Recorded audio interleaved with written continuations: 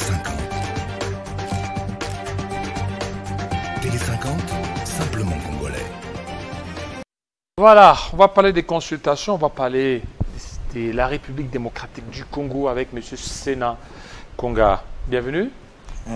Merci beaucoup, M. Jean-David Kilolo, pour l'invitation. Et je crois qu'avant d'entrer dans le vif du sujet, j'avais un petit point à soulever, un petit biscuit. C'est par rapport à une situation qui se passe à l'hôpital du Cinquantenaire, que les gens qualifient actuellement de la République du Cinquantenaire. Comment? Parce que le DG qui a dans cet hôpital est en train d'imposer des lois en dehors des règles établies par la République démocratique du Congo. Il y avait un contrat entre son entreprise et le gouvernement congolais, qui, je crois, ça doit prendre fin au mois de juin ici. Mais seulement des Congolais qui sont là souffrent. Comment ça? Cet hôpital a été créé, comme tout hôpital, pour soigner des gens. Alors, mais actuellement, ce n'est plus le cas. L'hôpital du Cinquantenaire compte au moins plus de 510 lits. Mais je mets quiconque en défi de descendre sous terrain, vous ne trouverez pas plus de 80 malades là-bas. Il y a combien de malades? Pas plus de 80 malades, alors que c'était prévu pour acquérir plus de 520 malades. Pourquoi il n'y a plus de malades là-bas? Parce que les gens comprennent maintenant qu'il y a de la légèreté dans cet hôpital et les gens ne veulent plus aller se faire soigner là-bas. Pourquoi? Parce que le DG de cet hôpital, M. Azeb Rahman, s'est plus focalisé dans la morgue. Donc ça devient vraiment un cop là-bas, il faut plairer des gens et tout à la morgue en oubliant qu'il faut soigner d'abord des malades. Et en étant dans cette activité de la morgue et tout, ils sont au nombre de 3 que je vais citer ici. Il y a M. Azeb Rahman, il y a M. Jacquette Koumar, c'est lui qui s'occupe vraiment de la morgue, le responsable de la morgue, et un certain M. Georges qui se fait passer pour quelqu'un de la présidence et tout. Alors, il y a des Congolais qui sont là-bas, qui étaient dans le centre, qui sont dans ce qu'on appelle le service funèbre et tout, qui aujourd'hui, cette administration, en commençant par le DG Rahman, M. Jacquette Koumar et M. Georges, ont chassé des Congolais qui allaient faire des décorations là-bas pour nourrir les familles. Ça, c'est clair. Les gens, lorsqu'il y avait des gens qui sont décédés, les familles venaient consulter les Congolais qui étaient là-bas pour leur demander comment est-ce qu'on peut faire pour la décoration à l'hôpital du Cinquantenaire et tout. Et le Congolais se retrouvait dans ça. On aidait le Congolais dans les décorations et M. Rahman, voyant que dans sa mauvaise vision des choses, trouve qu'il n'a plus intérêt à ça et lui-même maintenant s'est accaparé de ce service de décoration pour des obsèques et tout, donc dans le service de pompes funèbres. Il a acheté des ambulances, croyant que ces ambulances étaient achetées pour les malades et tout. Or, ces ambulances ont été achetées pour aller prendre le corps dans des hôpitaux, pour aller solliciter, donnez-nous le corps, venez le mettre à la mort de l'hôpital du Cinquantenaire, parce qu'il sait bien que ça quittait de 25 $ à 60 $. Et deux, il sait que les familles peuvent louer l'espace là-bas. Alors, pourquoi chasser des Congolais qui travaillent déjà là-bas? Le chef de l'État a dit qu'il va créer plus de 6 millions d'emplois.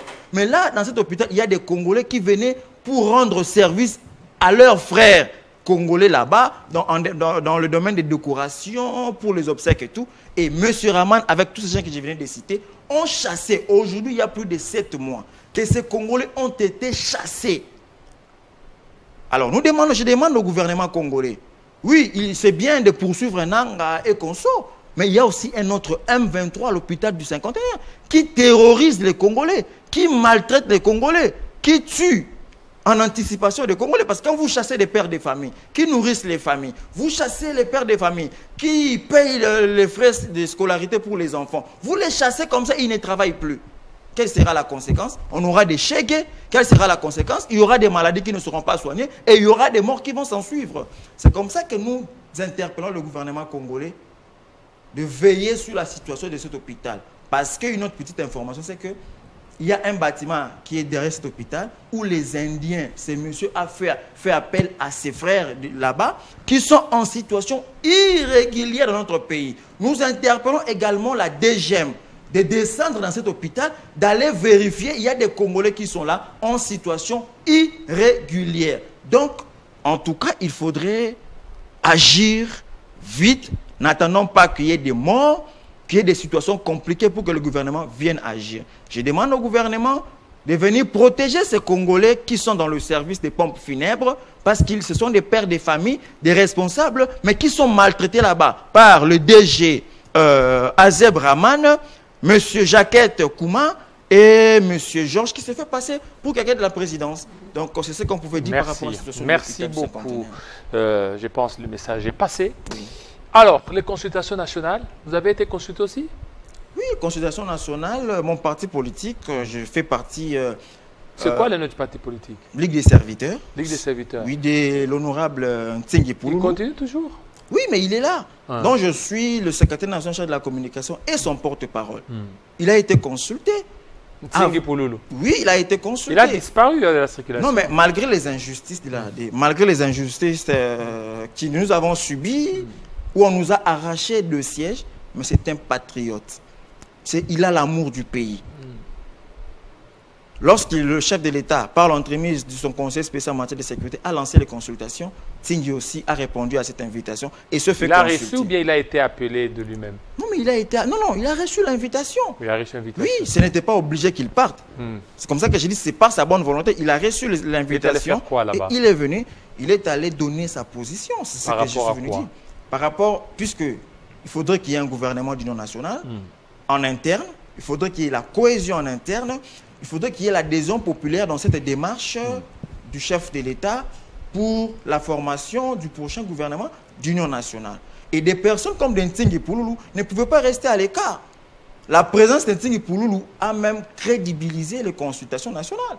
Présence d'Ntsingui Pouloulou? Tout à fait. Crédibilisé? Je vous dis, je le répète, la présence d'Ntsingui Pouloulou dans ces consultations... En quoi ça a crédibilisé? Parce que beaucoup de gens ont critiqué ces consultations nationales, d'autant plus qu'elles n'ont pas réuni toutes les tendances. C'est seulement l'Union sacrée qui consulte l'Union sacrée.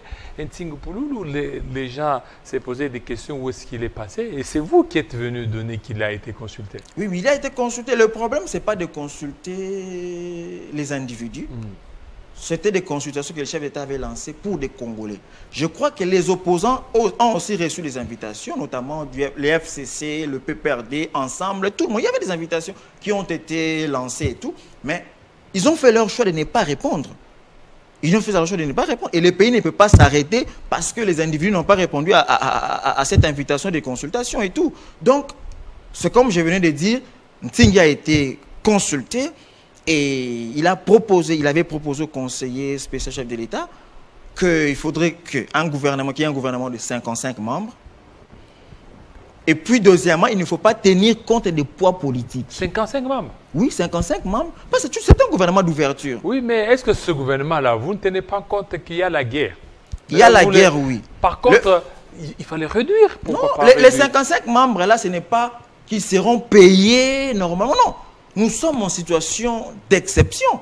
Et donc, même quand on parle des 55 membres, le train de vie des institutions seront toujours réduits. Si un ministre prenait, par exemple, je donne un exemple, 20 000 $, mais accepter de prendre 10 000, accepter de prendre 5 000, mais la stratégie normale, c'est que pour permettre à tout le monde de participer à la recherche de la paix, nous avons proposé, l'honorable Ntsingui Pouloulou avait proposé un gouvernement de 55 membres et une précision de taille aussi que l'on ne tienne pas compte des poids politiques. Parce que c'est des poids politiques là aujourd'hui, ce que moi je qualifie de chantage politique. Vous allez chanter le chef de l'État, en tout cas moi j'ai 13 députés, celui-là a 20 députés. Ce qui fait que finalement, on vous donne ces postes-là, mais il y a beaucoup qui ne sont pas compétents. Et donc, le honorable Ntsingui Pouloulou avait proposé un gouvernement de 55 membres. Deuxièmement, avait demandé au conseil spécial du chef de l'État de dire au président de la République que cette fois-ci, des nominations soient basées sur 1. La compétence, 2. Le patriotisme, 3. Par rapport à ceux-là qui ont de l'expérience et ceux qui ont fait montre de leur capacité dans la gestion de notre pays. Alors, par rapport à ces consultations, l'honorable Ntsingui Pouloulou avait répondu. Et troisièmement, il a demandé à Nanga, il a demandé à tous ceux-là qui se sont rebellés de venir. De venir où? De venir parler. Que l'on parle comme des Congolais. Ils ont des revendications, oui. Mais ce sont des revendications. Ils revendiquent quoi? De venir dans quel format? Quel format? Mais il y avait consultation. On n'a pas exclu quelqu'un. On a lancé des consultations. Est-ce que Nanga aussi, on lui a donné les consultations? Nanga avait reçu son invitation mais n'a pas voulu répondre à cette invitation, que lui-même sait pourquoi il n'a pas répondu. Mais quand même, les invitations ont été lancées et qu'ils n'ont pas répondu. Et c'est comme ça que je venais de dire, ça ne peut pas bloquer toute une république parce qu'ils n'ont pas répondu. Et lors de la clôture de ces consultations, l'honorable Ntingui Pouloulou avait également proposé que, oui, officiellement, les consultations ont pris fin, mais avait demandé que officieusement, les consultations continuent avec ceux-là qui ont refusé de répondre. Et je crois que la voix de l'honorable Ntingui Pouloulou a été entendue. Aujourd'hui, il y a quand même dialogue à Doha entre le gouvernement congolais et les M23 AFC. Le gouvernement congolais, le président avait rencontré Kagame. Vous comprenez que la voix de Ntingui Pouloulou, la voix sage de Ntingui Pouloulou a été entendue par le gouvernement congolais. Et autre chose à soulever, c'est que par rapport à la situation de l'Est de la République démocratique du Congo, vous avez vu l'honorable Ntingui Pouloulou, le parti politique Ligue des serviteurs, saisir officiellement la Cour pénale internationale, le procureur de la Cour pénale internationale. C'était le 27 janvier. Et un mois après, ça veut dire le 27 février, le procureur général pour la Cour, le procureur de la Cour pénale internationale était ici à Kinshasa. Et les enquêtes sont en cours. Donc c'est pour vous dire qu'Ntingui Pouloulou, même s'il n'est pas dans l'hémicycle, mais il est en train de travailler en dehors d'hémicycle parce que c'est un Congolais. Je vous dis qu'il a répondu aux consultations, il a donné ses propositions. Il a saisi le parti politique des serviteurs. Nous avons saisi officiellement le procureur de la Cour pénale internationale. Un mois après, il est descendu ici sur terrain. Troisièmement, Ntingui a fait des tournées à l'étranger. Les sanctions que vous voyez aujourd'hui, la Belgique, la Grande-Bretagne, la France, ainsi de suite, Ntingui aussi a sa part.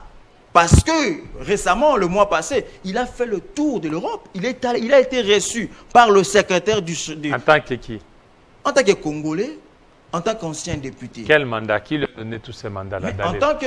Mais l'article 63 de la Constitution dit que tout Congolais a les devoirs et l'obligation sacrée de défendre la République démocratique du Congo lorsque celle-ci est agressée. Mais pour défendre, il faut aller dans toutes les chancelleries. La défense de la défense, le devoir de la défense n'est pas limité.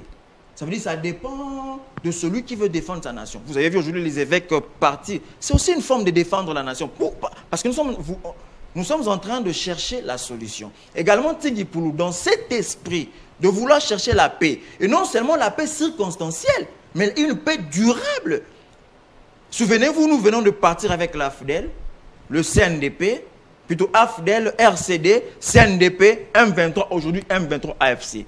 Si nous ne trouvons pas de solution durable, nous risquons de rester dans ce cercle vicieux. Lorsque des revendications personnelles n'ont pas été entendues, quelqu'un se réveille un matin pour aller prendre les armes et se rebeller contre la République démocratique du Congo. C'est comme ça que l'honorable Ntingui Pouloulou avait fait ce tour. Pour dire à ces États-là, qui soutiennent le Rwanda, que les Congolais, en tout cas cette fois-ci, non et non et non. Il a rencontré le secrétaire particulier du chancelier allemand, il a rencontré le secrétaire de l'Élysée, il est allé en Grande-Bretagne également pour rencontrer le secrétaire du Premier ministre de la Grande-Bretagne, il est allé en Italie, il a même rencontré le pape. Ça, vous ne savez pas. Le pape? Oui. Est-ce qu'il y a des images? Mais il y a des images, ça a été publié partout. Ntingui a rencontré le pape. Là, il est allé prier ou bien rencontrer le pape? Je vous ai dit que c'était une tournée pour rechercher la paix à l'Est. Avec quels frais? Ses propres frais? Mais Ntingui Pouloulou, c'est quand même un ancien député national. Il a des écoles, c'est un entrepreneur.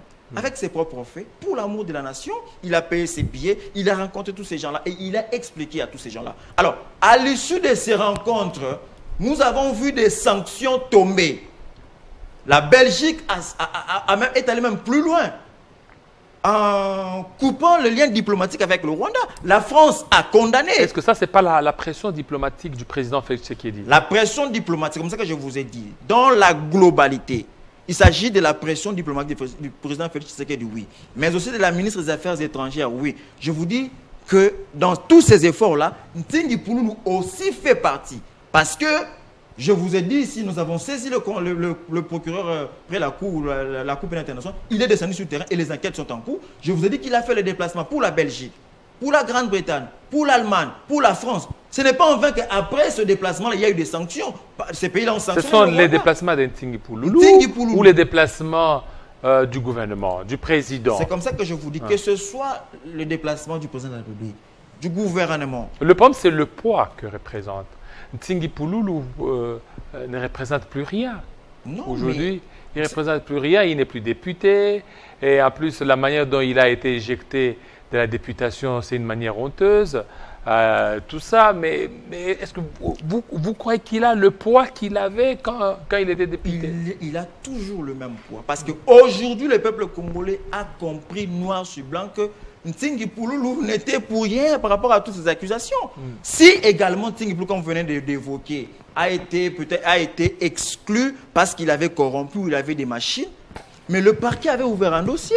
Il serait arrêté. Posez-vous la question, vous êtes un grand journaliste. Pourquoi Ntsingi n'est pas arrêté? Pourquoi il n'est pas arrêté jusqu'à présent? Il est de l'Union sacrée. Il est de l'Union sacrée, oui, mais il y a des gens de l'Union sacrée qui sont poursuivis. Les loups ne se mangent pas entre eux. Non, mais je vous dis qu'il y a des gens de l'Union sacrée qui sont poursuivis. Qui, par exemple? Le ministre Roubota a été poursuivi. L'ancien directeur de cabinet chef de l'État, Vital Kamerhe, a été poursuivi. Mais il est où maintenant? Mais il est à la Samation, mais il a été quand même poursuivi et la justice a fait son travail. Il a été acquitté. Ça, ce n'est pas le problème du pays. La justice, en tant qu'indépendante, a fait son travail et a acquitté, comment on appelle, l'ancien directeur du cabinet chef de l'État, Vital Kamerhe. Et donc, je vous dis, par rapport au poids politique, Ntsingi a un poids. C'est le porteur de la loi du père et des mères. Vous avez suivi récemment... Les porteurs ou bien c'est... Celui. Ntsingi a commencé à parler des lois des pères et des mères depuis 2012. Tchani n'était pas encore ici. Ntsingi parle déjà de ça. Il a une loi. Au-delà de... Et c'est cette loi qui a fait à ce qu'aujourd'hui qu'il soit éjecté, non? Mais vous comprenez que cette loi voulait sauver la République. Je vous donne un exemple. Quand M. Olivier Kamitat vous parle de fédéralisme, que moi je qualifie de la balkanisation déguisée. Balkanisation déguisée. Vous êtes juriste. Pourquoi vous pouvez parler du fédéralisme comme une balkanisation déguisée, alors que ça fait partie des formes de l'État? Pourquoi je le dis? Parce qu'il y a des éléments qui... En fait, juridiquement, ce n'est pas un problème. C'est une forme de gestion. Il y a l'unitarisme et la composition entre la confédération et le fédéralisme. Sur le plan juridique, ce n'est pas un problème. On peut aller dans ça. Mais le problème, c'est le temps. À quel moment vous nous pondez une pensée du fédéralisme? C'est une réflexion. Du fédéralisme, au moment où les territoires congolais sont occupés par l'ennemi, le Nord Kivu, le Sud Kivu occupé, et vous venez me donner la balkanisation. Non, non, non, non, non. Il ne faut pas voir Kamitatou. Derrière Kamitatou, c'est le porte-parole du président Moïse Katumbi. Moi, je vois Moïse Katumbi qui a proposé cette histoire de balkanisation. Moïse Katumbi? C'est Moïse Katumbi. Votre ancien... Mais vous avez travaillé avec Katumbi. Mais le choix de Aujourd'hui, vous avez changé. Non, ce n'est pas que j'ai changé. Et facilement, vous les taxez. Vous les taxez de derrière ça. Non, non, non. C'est ça la politique congolaise. Entre les individus et la République, le choix est clair. Je fais le choix de la République. J'ai fait le choix de la République. C'est quoi la République? La République, c'est Ntsingi Pouloulou. Mais Ntsingi, c'est un homme, c'est monsieur correct. Alors c'est ça. C'est un député correct. Non. Ntsingi, c'est un individu, c'est pas la République. J'ai trouvé des valeurs que je recherchais en politique. Je les trouvées dans Ntsingi Pouloulou. En quoi? C'est quoi ces valeurs? C'est un incorruptible. Incorruptible? Incorruptible. Mais il avait des machines chez lui à la maison. Sans preuve. Hein? Il avait des machines, on a même montré comment des bulletins. Non, mais ce sont des preuves, ça. Non, non, non, sans preuve. Pourquoi j'ai dit sans preuve? Vous êtes un grand journaliste. Oui. Est-ce que le fait pour une personne avoir des PV, c'est dans la loi? La loi veut dire qu'après les élections, chaque candidat avait droit à avoir des PV. Mais élection, tu sais, si la CENI, nul ne peut se prévaloir de sa propre turpitude. Si la CENI ne savait pas comment gérer ces histoires, il ne faut pas mettre... Alors qu'il y a des gens qui ont été votés, élus, sans des PV, sans quoi que ce soit. Ntsingi, c'est le premier député à être élu massivement dans toute l'étendue. Il y a eu même des gens... C'était le premier. Il y a des gens qui ont cité son nom, le papa Molière, là. Mais oui, papa, vous savez, papa Molière était estomaqué en disant que c'est les Mbao. Papa Molière n'a jamais contesté le fait que Ntsingi a gagné. Il dit que non, non, il a dit qu'il va voter belé. Il dit qu'il va voter, mais PV Veneza, si Kaboy. Mais PV là, c'est ça qui va PV et bimi dans ma chaîne. Alors vous avez trouvé des valeurs à lui. En droit, il y a un principe sacro-saint, actori incumbi probatio. Il revient à celui qui allègue l'effet de prouver. Il est revenu à la CENI. de prouver à la Cour constitutionnelle. La CENI n'a jamais prouvé à la Cour constitutionnelle. Il n'y a que le communiqué qui reprend le nom des invalidés. Nulle part la CENI a déposé un élément pouvant condamner ces gens-là. Même non plus à la justice. Ils ont été invités au parquet. Le parquet instruit à charge ou à décharge. Est-ce que, voilà, à décharge, il a été déchargé? Il a été déchargé parce que jusqu'à présent, il circule. Il circule, et bientôt... Est-ce qu'il y a un document les Non, déchargeant? c'est pour ça que nous sommes dans la procédure. Bientôt, nous aurons le classement sans suite. On attend. On attend le classement sans suite. Mais pour le moment, il y aurait ces accusations. Il y aurait ces accusations, mais il bénéficie de la présomption d'innocence. Oui, mais jusque-là, il n'y a pas encore un document les déchargeant. Il n'y a pas un document les déchargeant. Il n'y a pas non plus un document qui le charge. Non, mais il y a les accusations de la CENI. Aujourd'hui, il a été invalidé. Non, ce sont des faits. Il a été invalidé. Il aurait dû être député national. Non. Ce sont des faits de mauvaise foi, comme vous avez dit. Ntingi dénoncé à l'Assemblée nationale à temps et à contre-temps. Et un député pareil, que le peuple congolais avait surnommé Nganga Yamaïli, que le peuple congolais avait surnommé député exceptionnel, qui a dénoncé tout ce qui se passe, qui a dénoncé des Kazadi, qui a dénoncé tout. De Nicolas Kazadi. Oui, mais c'est Ntingi qui a dénoncé. Tout ce que vous voyez, Nicolas Kazadi, mais c'est Ntingi qui a commencé par dénoncer avant que l'IGF ne vienne. C'est Ntingi qui a commencé à dénoncer. Nicolas Kazadi, c'est Ntingi. Donc ça veut dire que c'est un digne fils du pays qui a travaillé pour la nation. Et nous, chaque fois, nous disons toujours au chef de l'État, voilà Ntingi, on lui a arraché 2 sièges. Mais lorsqu'il y a consultation, il est venu se faire consulter et il a proposé aussi. Donc, ministrable? Oui, évidemment. Quel ministère? N'importe. Mais n'importe quel ministère, c'est quelqu'un qui est là au service de la nation. Il revient au chef de l'État de voir où mettre Ntingi Pouloulou. S'il a été écarté injustement par la CENI, mais le chef de l'État, nous allons le dire que l'injustice ne peut se réparer que par la justice. S'il a été écarté là-bas à l'Assemblée nationale, il n'était pas condamné à travailler seulement là-bas. Il peut être dans une entreprise publique. Il peut être un ministre. L'essentiel, c'est de travailler pour la nation. Et donc, comme je disais par rapport à la loi des pères et des mères, que vous voyez aujourd'hui, qui a proposé l'histoire du fédéralisme au moment où les territoires sont occupés. Ça vient d'où? Des ensembles. Ça vient de la bouche de qui? Du porte-parole de Moïse Katumbi. Qui est Moïse Katumbi? Il n'est pas congolais des pères et des mères. Et donc, on donne maintenant raison à Ntingi Pouloulou. Parce que Katumbi sait Moïse Katumbi sait qu'il ne peut jamais devenir président de la République. Il ne faut jamais dire jamais. Kabila... Le président fait ce qu'il dit, les gens disaient qu'il ne sera pas. Non, mais je vais vous donner les faits pour dire que Katumbi ne sera pas. Parce que la loi des pères et des mères, même si ça n'a pas été voté à l'Assemblée nationale, c'est resté dans les têtes des Congolais. Aujourd'hui, un Congolais se dit que je ne peux donner confiance qu'à un Congolais des pères et des mères.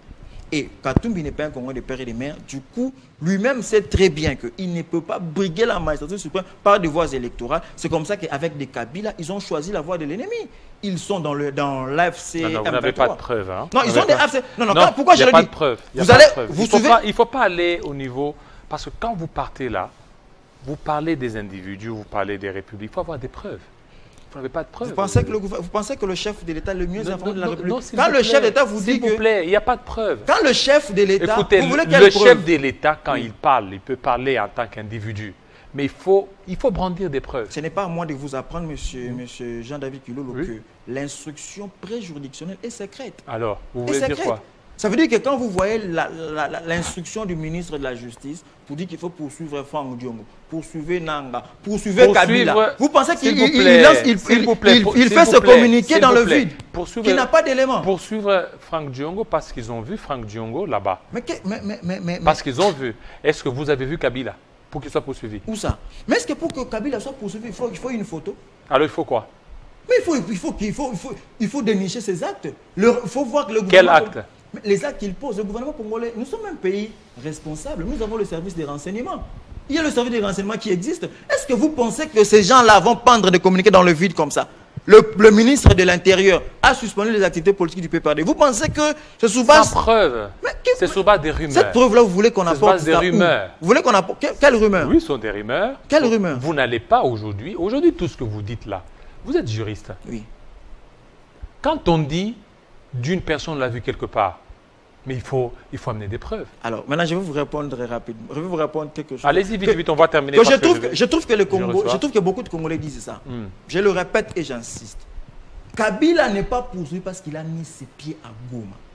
Kabila n'est pas poursuivi parce qu'il fallait avoir une photo qu'il a prise avec Nanga et consort. Le communiqué du ministre de la Justice vous dit que Kabila est en complicité avec l'agression rwandaise. Nulle part le gouvernement congolais a mis un communiqué officiel disant que nous poursuivons Kabila parce qu'il a mis ses pieds à Goma. Non, Kabila est poursuivi parce que depuis 2023, depuis 2024, le chef d'État dit, d'ailleurs Kabila prépare une insurrection. Et d'ailleurs, là, c'est Kabila. Aujourd'hui, on donne raison à Tshisekedi. Et donc, ça veut dire que... Il n'y a aucune preuve.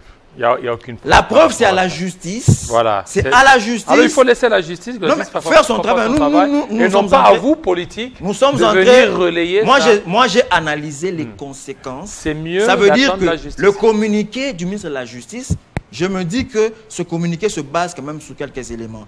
Le communiqué également, même l'arrêté du ministre de l'Intérieur, je sais qu'il y a quand même un soubassement sur ça. Donc le gouvernement n'a pas pris de décision sans soubassement. Voilà. Merci. Donc je vous dis que merci beaucoup, monsieur Sénat Konga. Tout de suite, nous allons recevoir monsieur Prince Epenge. Il est là. Bon, revenir sur Doha tout de suite.